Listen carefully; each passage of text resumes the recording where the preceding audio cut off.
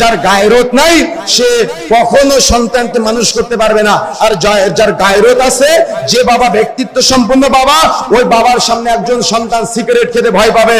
যে বাবার ব্যক্তিত্ব আছে, ওই বাবার সামনে একজন সন্তান দাড়ি কাটতে ভয় পাবে। যে বাবার ব্যক্তিত্ব আছে, ওই বাবার সামনে তার মেয়ে গেঞ্জি গায়ে ঘুরতে ভয় পাবে। যে বাবার ব্যক্তিত্ব আছে, ওই বাবার সামনে তার সন্তান মাদক দ্রব্যের সাথে জড়িত থাকাকে ভয় পাবে। কিন্তু যে বাবার ব্যক্তিত্ব নাই, ওই বাবার সামনে মেয়েটা একটা ছেলেকে নিয়ে এসে বলবে এটা আমার ছেলে বন্ধু, আর ছেলেটা একটা মেয়েকে নিয়ে এসে বলবে এটা আমার মেয়ে বন্ধু। কি তাই না? সমাজের বাস্তবতা নেই এগুলা।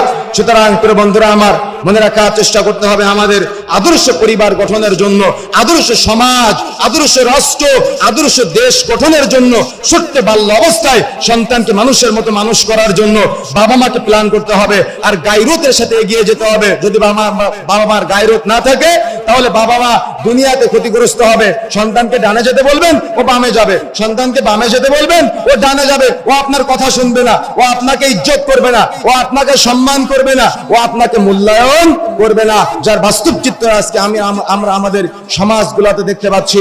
এই জন্য প্রিয় বন্ধুরা আমার, সন্তান যত বড় হবে, মূল কথা হলো অভিভাবকরা কখনো সন্তানের সামনে বা ছোটদের সামনে কখনো পাপ করবেন না, গুনাহ করবেন না, অন্যায় করবেন না। যদি করেন তাহলে তারা কিন্তু আপনাকে ইজ্জত করবে না, তারা কিন্তু আপনাকে মর্যাদা দেবে না, তারা কিন্তু আপনাকে সম্মান করবে না।